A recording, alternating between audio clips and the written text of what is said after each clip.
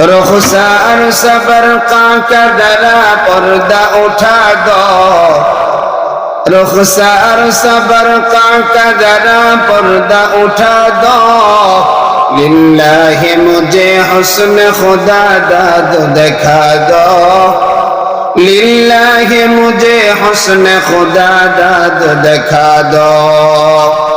ऐ बहर करम सदक़े हुसैन इब्ने अली का, ऐ बहर करम सदक़े हुसैन इब्ने अली का।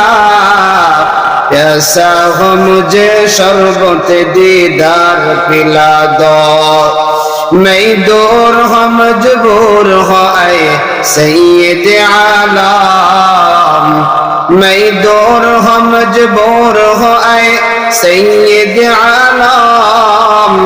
दीदार देखा तू नहीं आवाज सुना दो, दीदार देखा तू नहीं आवाज सुना दो। मैं आशिक मौला हूँ मगर इश्क निराला, मैं आशिक मौला हूँ मगर इश्क निराला। ऐ जुमला जहाँ जिसके तजल्ली से उजाला, ऐ जुमला जहाँ जिसकी तजल्ली से उजाला। शाहान जहाँ सब है तेरी दर के सवाली, शाहान जहाँ सब है तेरी दर के सवाली। और दिल नहीं जो दिल हो तेरी इश्क से खाली, और दिल नहीं जो दिल हो तेरी इश्क से खाली। जोरे जोरे पड़ी मरहबा। अल्हम्दुलिल्लाह তাকওয়া তাহফিজুল কোরআন মডেল মাদ্রাসা কর্তৃক আয়োজিত আজ 29শে নভেম্বর রোজ শুক্রবার চতুর্থ বার্ষিক ওয়াজ মাহফিলের আমার অত্যন্ত শ্রদ্ধাভাজন সম্মানিত সভাপতি, উপস্থিত আছেন আজকের মাহফিলের প্রধান অতিথি, বিশেষ অতিথি, আমন্ত্রিত মেহমান উলামা ইকরাম, সামনে উপবিষ্ট আল্লাহ পাকের জাকিরিন, আশিকিন, মুহিব্বিন, পর্দার আড়ালে অবস্থানরত আমাদের সকলের শ্রদ্ধেয়া সম্মানিতা মা ও বোনেরা, রব্বে করিমের দরবারে অসংখ্য শুকর ও সুজুদ যে আল্লাহ পাক অত্যন্ত দয়া করে মায়া করে আমাকে আপনাকে উলামা ইকরামের নিসবতে কোরআনের মহব্বতে সামিয়ানার নিচে বসার তৌফিক দান করেছেন। এজন্য প্রাণ খুলে মন খুলে আওয়াজ করে কালিমাতুশ শুকর বলি আলহামদুলিল্লাহ। লক্ষ কোটি দুরূদ ও সালাম মানবতার মুক্তির দূত, মানবতার মুক্তির দিশারি, মুরদুলাল মুরদুদ, রাহমাতুল লিল আলামিন, খাতামুন নবিয়্যিন, সাইয়্যিদুস সাকালাইন, ইমামুল মুরসালিন জনাবে মুহাম্মদুর রাসূলুল্লাহ সাল্লাল্লাহু আলাইহি ওয়াসাল্লামের উপর। সম্মানিত হাজিরিন, আমি আপনাদের সামনে মহাগ্রন্থ আল কোরআন থেকে একটি আয়াতে কারিমা তেলাওয়াত করেছি। বিশ্বনবী, শেষ নবী, মহানবী, শ্রেষ্ঠ নবী সাল্লাল্লাহু আলাইহি ওয়াসাল্লামের অসংখ্য অগণিত হাদিস থেকে একটি হাদিস পাঠ করেছি। তেলাওয়াতকৃত আয়াত এবং হাদিসের আলোকে ইখলাস ও আমলের নিয়তে আল্লাহ পাক আমাকে আপনাকে কিছু কথা বলবার এবং ধৈর্য ধারণ করে শুনবার তৌফিক দান করুন। সকলে পড়ি আমিন। আমার ভাইরা, গভীর রাত, অনেকেই ময়দান থেকে বের হয়ে গিয়েছে। আমরা যারা ময়দানের ভিতরে আছি, এই যে আমরা বসে রইলাম, আমরা ঠকলাম না জিতলাম? একটু জোরে বলেন, ঠকলাম না জিতলাম? কি পরিমাণ জিতলাম! ইমাম গাজ্জালী রাহমাতুল্লাহি আলাইহি বলেন, যারা বয়ান শেষ করে দোয়া মুনাজাতের মাধ্যমে ময়দান ত্যাগ করবে, আল্লাহ পাক তাদের জীবনের সব গুনাহ মাফ করে দিবে। এটা জোরে কোন সুবহানাল্লাহ। এই যে সুবহানাল্লাহ বললেন, সুবহানাল্লাহর কি পরিমাণ ফজিলত বিশ্বনবী আমার জানায় দেয়।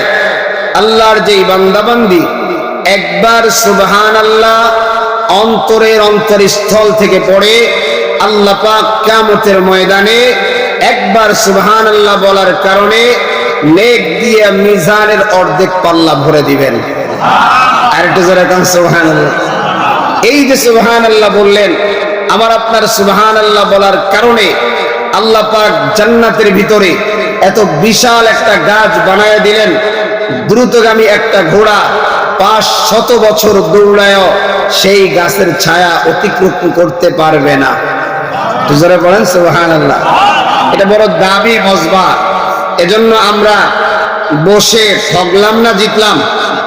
আমরা দোয়া করি আমাদের যেই যুবক ভাইরা, বুড়া বাবারা এখনো রাস্তাঘাটে দোকানপাটে আছে, আল্লাহ পাক যেন তাদের হেদায়েতের নূর দিয়ে ময়দানের ভিতরে ঢুকায় দেয়। একটু জোরে পড়েন আমিন। আর একটু জোরে পড়েন আমিন।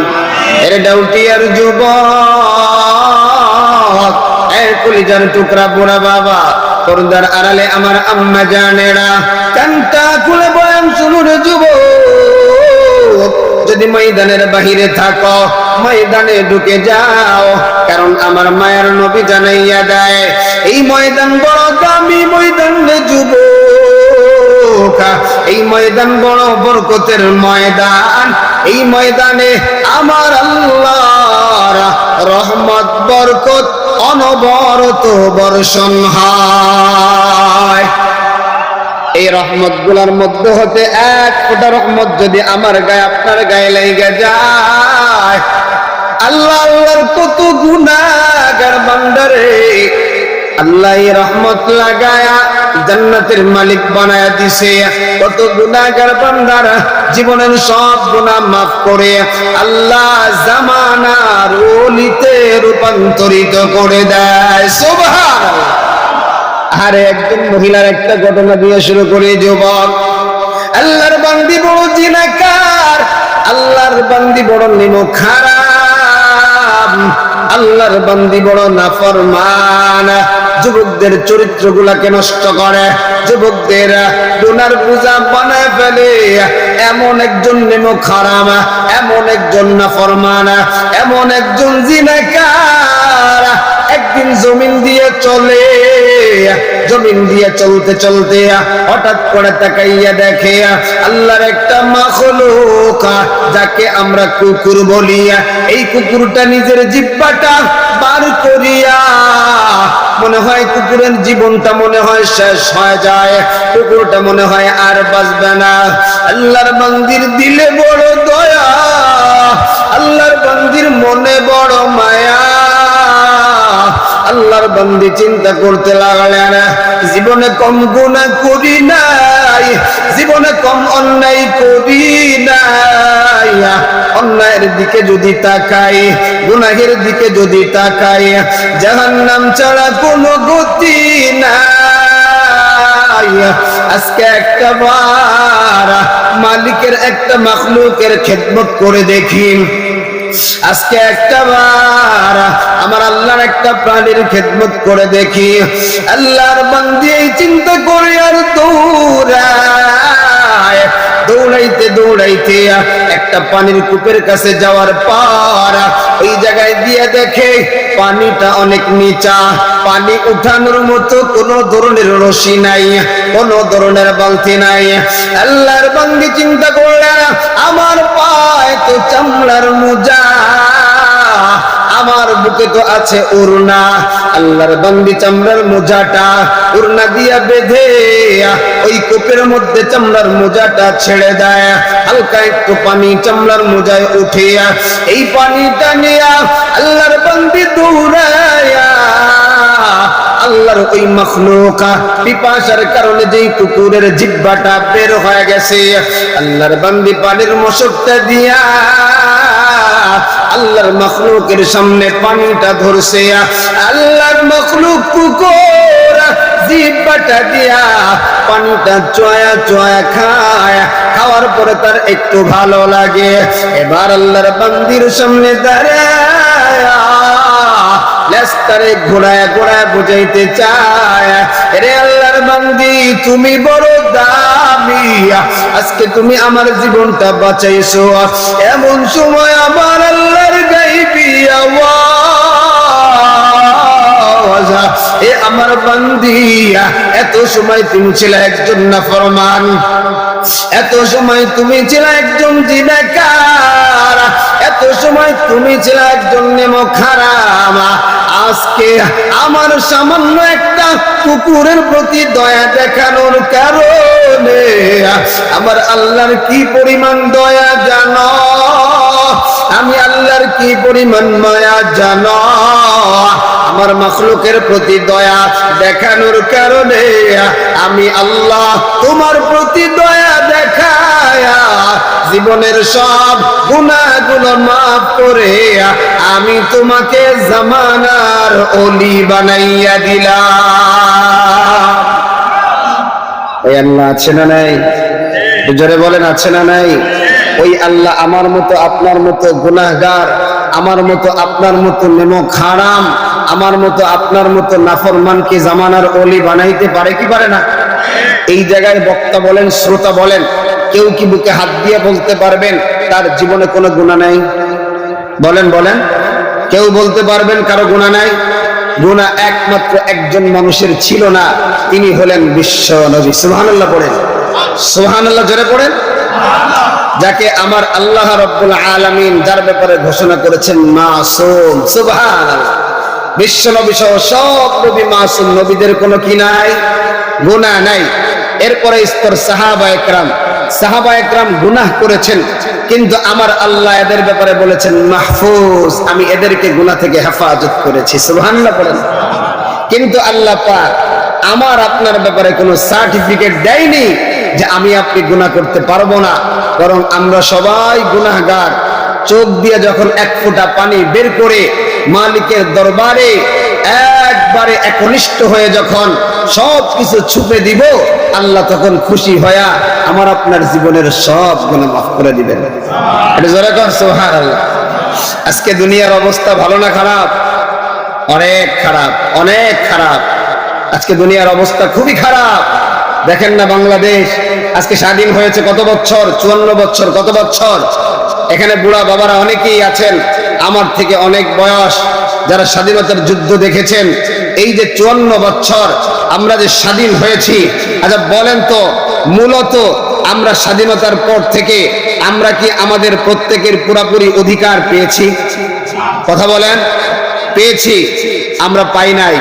কিন্তু এদেশের নাম সোনার বাংলা, শাহজালালের বাংলা, শাহপরানের বাংলা, শাহ মখদুমের বাংলা, এরকম ভাবে আল্লামা আজিজুল হকের বাংলা, ফজলুল করিমের বাংলা, শাহ আহমদ শফির বাংলা। অর্থাৎ এক কথায় বাংলাদেশের ব্যাপারে বলা হয় ওলি আউলিয়ার দেশের নাম কি দেশ? সবাই বলেন কি দেশ?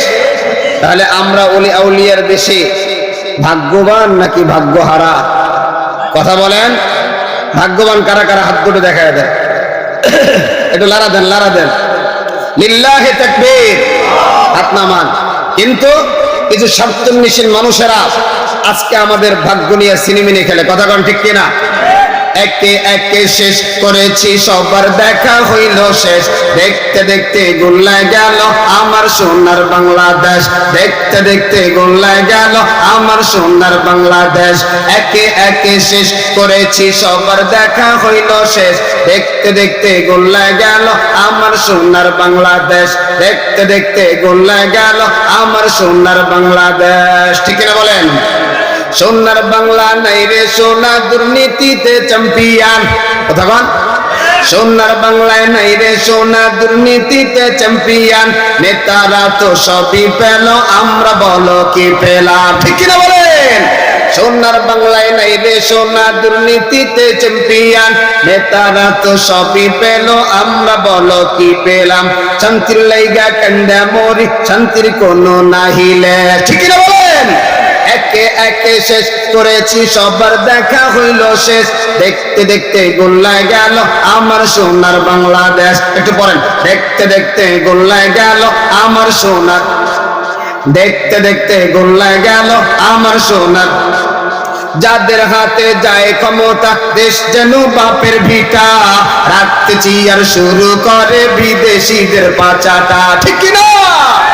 যাদের হাতে যায় ক্ষমতা, দেশ যেন বাপের ভিটা, রাখতে চিয়ার শুরু করে বিদেশিদের পাচাটা। বিদেশিদের কথা মতো চালায় ওরা নিজের দেশ, বিদেশিদের কথা মতো চালায় ওরা নিজের দেশ। দেখতে দেখতে গোল্লায় গেল আমার সোনার বাংলাদেশ দেখতে দেখতে গলে গেল একে একে শেষ করেছি সবার দেখা হইল শেষ একে একে শেষ করেছি সবার দেখা হইল শেষ দেখতে দেখতে গলে গেল আমার সোনার বাংলাদেশ দেখতে দেখতে গলে গেল আমার সোনার কেউ দিল না সবাই নিল আমরা যে কলুর বলদ কথা বল ঠিক কিনা সারা বছর নেয় না খবর নির্বাচনে খুব দরদ ঠিক কিনা কেউ দিল না সবাই নিল আমরা যে কলুর বলদ সারা বছর নেয় না খবর নির্বাচনে খুব দরদ নির্বাচনের আগে নেতা ধরে কত রকম বেশ নির্বাচনের আগে নেতা ধরে কত রকম বেশ দেখতে দেখতে গলে গেল আমার সোনার দেখতে দেখতে গলে গেল আমার সোনার বাংলাদেশ একে একে শেষ করেছি সবার দেখা হইল শেষ দেখতে দেখতে গলে গেল আমার সোনার বাংলাদেশ ঠিক কিনা বলো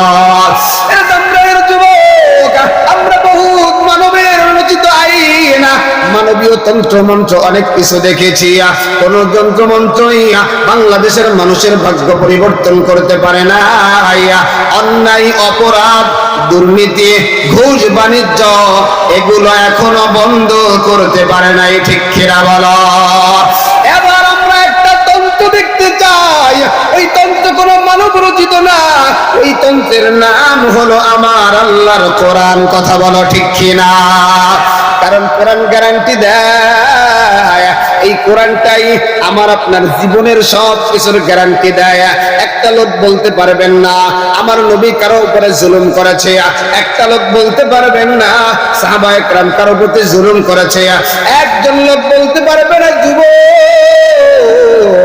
আমার নবীর যেই চার খলিফা এই চার খলিফা কারো উপরে জুলুম করেছে বরং খলিফাদের আদর্শ এমন খলিফাদের অবস্থাটা এমন আমিরুল মুমিনিন খলিফাতুল মুসলিমিন হযরতে ওমর ফারুক রাদিয়াল্লাহু তাআলা আনহু রাত্র যত গভীর হয় ওমরের তখন টেনশন আরো বেড়িয়া যায় টেনশন বড় বেড়ে যায় ওমর চিন্তা করে সারা দিন আমি রাজ্যের বিভিন্ন কাজ করি আমার বাড়ির পাশে আমার একজন প্রজা আমার একজন জনগণ আমার জনগণের ঘরে খাবার আছে কিনা একটু দেখার দরকার আল্লাহর কাছে বলে আল্লাহ আমারে মাফ করিয়া দাও আমারে ক্ষমা করিয়া দাও কারণ আমি এদের খোঁজ খবর নিতে পারি না আপনি অর্ধ জাহানের বাচ্চা আমারে বানাইছেন আমার দেশে এত জনগণ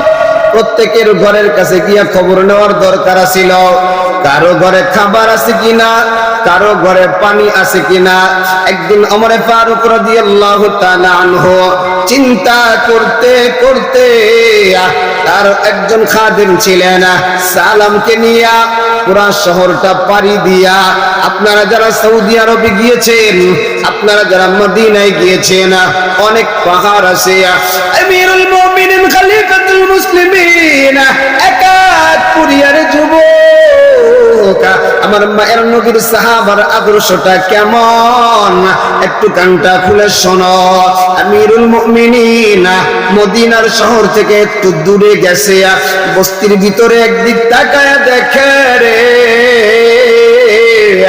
একটা জঙ্গলের ভিতর থেকে আগুন আগুন দেখা যায় একটা আলো দেখা যায় আমিরুল মুমিনিন দেখতে কইছে রে চল ওই যে দূরে একটা আগুন দেখা যায় তার চুলায় আগুন জ্বলে একটু চলো এবার যাইয়া দেখে একজন মা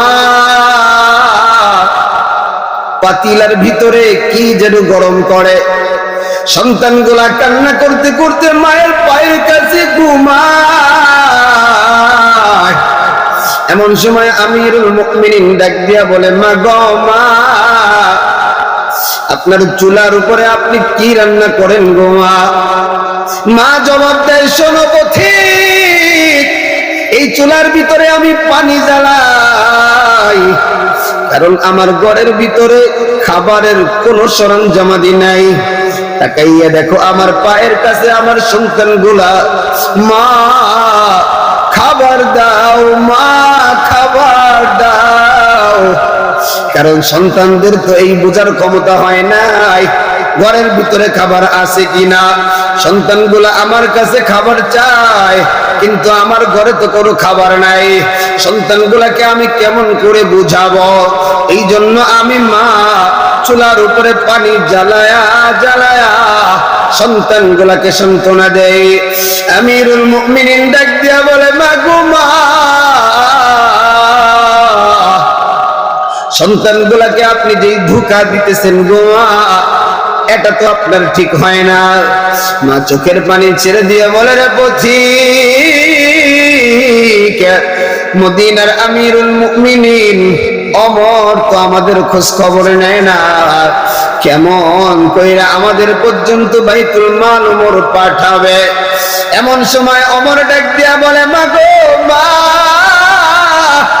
দেখি আমি পথিক আপনার জন্য কোনো কিছু ব্যবস্থা করতে পারি কিনা। হযরত ওমর পাগলের মতো দৌড়ায়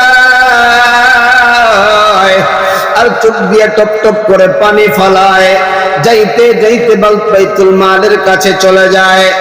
এমন সময় সালাম রে ডাক দিয়া কয়, সালাম। বাইতুল মালের দরজাটা খুলে দিয়ে, দরজাটা যখন খুলে দেওয়া হয়, এক বস্তা আটা, আটার ভিতরে হালকা কিছু গোশত, আবার তার সাথে একটু ঘি, তার সাথে কিছু তেল নিয়া বড় একটা অনেক ওজন বড় একটা বোঝা বানায়া আমিরুল মুমিনিন ডাইকা ডাইকা বলে, সালাম, এই বোঝাটা আমার মাথায় উঠায় দে। সালাম বলে, আমিরুল মুমিনিন এটা হতে পারে না। আমিরুল মুমিনিন ডাক দিয়ে কয়, সালাম, তোমারে বললাম আমার মাথা উঠায় দাও। আবার সালাম বলে, আমিরুল মুমিনিন এটা সম্ভব না, মালটা আমার মাথায় উঠায় দেন। এমন সময় আমিরুল মুমিনিন চোখের পানি ছেড়ে দিয়ে বলে, এ সালাম শোনো, আমি হলাম আমিরুল মুমিনিন, খলিফাতুল মুসলিমিন। কিয়ামতের ময়দানে আমার আল্লাহর আদালতে যখন আমি দাঁড়াবো, আল্লাহ যখন আমারে ডাকিয়া ডাকিয়া বলবে, ওমর, তোমারই তো একটা জনগণ, যার ঘরে খাবার নাই, তুমি তো কোনো খোঁজ খবর নাও নাই। ওই দিন আমি আল্লাহর আদালতে কি জবাব দিব? আমিরুল মুমিনিন, খলিফাতুল মুসলিমিন পুরা বস্তাটা নিজের মাথায় করে নিয়া ওই বাড়িতে যাওয়ার পর ওই মায়ের সামনে দিয়া বলে, মা গো, এবার আপনি সুন্দর করে রুটিটা বানান, গোশতগুলা ভুনা করেন, সন্তানগুলারে খাওয়ান। ওই মা যখন রুটিগুলা বানায় গোশতটা ভুনা করিয়া সুন্দর করে সন্তানের গালে তুলে দেয়, সন্তানগুলা চোখের পানি ফেলায় বলে, মা গো মা, আজকে যেই মানুষটা আমাদের জন্য এত সুন্দর খাবারের ব্যবস্থা করছে গো মা, আল্লাহর কাছে দোয়া করি ওই মানুষটা আল্লাহর নবীর সাথে যেন জান্নাতের মেহমান হয়ে যায়। আমিরুল মুমিনিন এই দোয়াটা শুনে আর চোখ দিয়ে টপ টপ করে পানি ফলায়। এমন সময় ওই মহিলা ডাইকা ডাইকা বলে, আল্লাহ, মদিনার খলিফা যদি ওমর না হয়, আজকের এই প্রতীকটা হতো, তাহলে যেন কতই না ভালো হতো। আল্লাহু আকবার। আরে এরে যুবক, ইসলামী শাসক কাকে বলে? কোরআনী শাসক কাকে বলে? পরের দিন আমিরুল মুমিনিন, খলিফাতুল মুসলিমিন সিংহাসনে বসা। এমন সময় তার বাহিনী পাঠায়া ওই মহিলাদেরকে হাজির করা হয়।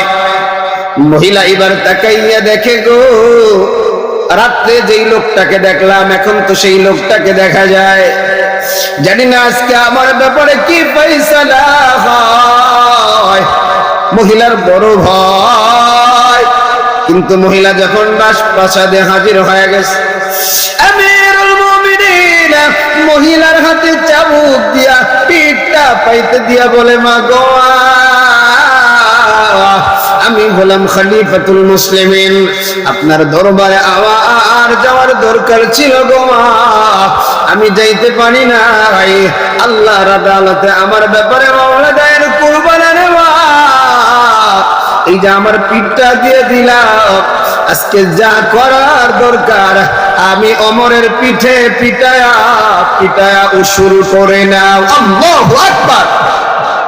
একজন কোরআনী শাসন ছাড়া এমন সম্ভব না রে যুবক। এজন্যই তো বলি মানব রচিত কোন আইন দ্বারা কোনো কিছু করা সম্ভব না। আজকে বাংলাদেশে দেখো, ইসকন হিন্দুদের একটা সংগঠন, ইসকন সংখ্যালঘু, আমরা হলাম সংখ্যাগরিষ্ঠ। কিন্তু দেখেন আমাদের বাংলাদেশটাকে পুরা অস্থিতিশীল একটা পরিবেশে রূপান্তরিত করেছে, ঠিক কিনা বলেন? দেশের অবস্থাটা বর্তমানে কি? এই ইসকনের প্রধান চিন্ময় কৃষ্ণ দাস, সে কি করছে? বাংলাদেশের পতাকার উপরে গেরুয়া বাহিনীর পতাকা লাগাইছে, ঠিক নেই? অবস্থাটা কি হলো? বাংলাদেশ অস্থিতিশীল পরিবেশ তৈরি করার জন্য একের পর এক ষড়যন্ত্র চলছে। কিছুদিন আগে আর্মিদের সাথে আমাদের বাংলাদেশের বাহিনীদের সাথে তারা লড়াই করেছে, তারা অখণ্ড, তারা এই চট্টগ্রামটাকে আলাদা রাষ্ট্র বানাইতে চায়। এখন আবার দেখেন এই জঙ্গি সংগঠনের নেতা চিন্ময় কৃষ্ণ দাসকে যখন গ্রেফতার করা হলো, পুরা আদালত চত্বরে হামলা করা হলো। আমার মুসলমান ভাই সাইফুল ইসলাম আলিফকে জবাই কইরা হত্যা করেছে। নাউজুবিল্লাহ পড়েন, আরো জোরে পড়েন নাউজুবিল্লাহ। আমরা মুসলমান, আমরা মাথাটা মুখটা বন্ধ কইরা সব মেনে নিলাম, আছে না নাই? কেন? কারণ মুসলমান তো ঠিক আছে, মगर মুসলমানই নেই হয়। যে আমরা মুসলমান, কিন্তু মুসলমানের গুণাবলী আমাদের মধ্যে, কথা বলেন, আমাদের মধ্যে নেই। কেমন মুসলমান তুমি, কেমন মুসলমান, কেমন মুসলমান তুমি, কেমন মুসলমান, নামাজের সাথে নাই পরিচয়, মানো না কোরআন, কেমন মুসলমান তুমি, কেমন মুসলমান, ঠিক কিনা বলেন? আজকে যদি বাংলাদেশের 56-96% মুসলমানেরা সবাই যদি কাঁধে কাঁধ মিলে আল্লাহর ঘরে গিয়ে আল্লাহ পাকের দাসত্ব করত, আমার তো বিশ্বাস মুসলমানের গায়ে যখন আঘাত করে, মুসলমানের রক্ত নিয়ে যখন সিনেমিনে খেলে, মুসলমানের ইজ্জতের উপরে যখন আঘাত করে, মুসলমানের রক্তকে নিয়ে যারা হোলি খেলে, এদেরকে দাঁত ভাঙ্গা জবাব দিত, ঠিক কিনা বলে? কিন্তু ওই যে বললাম নামে মুসলমান, ও নবীরে গালি দিছে, তাতে কি হয়েছে? দামরাই হুজুররা গিয়ে একটু লড়াই করে আসুক, আমি একটু নাকে তেল দিয়ে ঘুমাই, আছে না নাই? এই মার্কা মুসলমান আছে না নাই? কোরআনের মাহফিল হয়, নাকে তেল দিয়ে ঘুমায়। কোরআনের মাহফিল হয়, মেলার ভিতরে আড্ডা দেয়, এমন মুসলমান আছে না নাই? অথচ কোরআন শুনলে ইমানটা বাড়ায় দেন যিনি, তিনি কে? একটু জোরে বলেন কে? আরো জোরে বলেন কে? আজকে আমরা এই ধামরাইয়ের জমিন থেকে স্পষ্ট ঘোষণা বর্তমান সরকারকে দিতে চাই, এই চিন্ময় কৃষ্ণ সহ ইসকনের যতগুলো প্রেতাত্মা আছে বাংলাদেশে ইসকনকে নিষিদ্ধ করে সাইফুল ইসলাম অ্যাডভোকেটকে যারা হত্যা করেছে, এদেরকে দৃষ্টান্তমূলক শাস্তি বাংলার জমিনে দেওয়া লাগবে, ঠিক কিনা বলে? দ্বিতীয় নম্বর কথা, আমার বাংলাদেশের ইঞ্চি ইঞ্চি মাটিকে নিয়ে যারা ষড়যন্ত্র করে, আমার বাংলাদেশের মুসলমানদেরকে নিয়ে যারা ষড়যন্ত্র করে, আমার বাংলাদেশের মাতৃভূমিকে নিয়ে যারা ষড়যন্ত্র করে, যারা বিভিন্ন ধরনের বিদেশিদের টাকা খেয়ে আমাদের দেশে যারা বিশৃঙ্খলা তৈরি করতে চায়, এদেরকে দ্রুত গ্রেফতার করে দৃষ্টান্তমূলক শাস্তি দেওয়া লাগবে, ঠিক কিনা বলেন? তা যদি না হয়, মুসলমানের রক্তে যদি একবার গর্জে ওঠে, মুসলমানের রক্তে যদি একবার আগুন লেগে যায়, পৃথিবীর এমন কোন পরাশক্তি নাই, পৃথিবীর এমন কোন ক্ষমতা নাই, পৃথিবীর এমন কোন মাস্তানি নাই যেই মাস্তানি মুসলমানের রক্তকে দাবায় দিতে পারে, ঠিক কিনা বলে? এজন্য যুবক কানটা খুলে শুনো,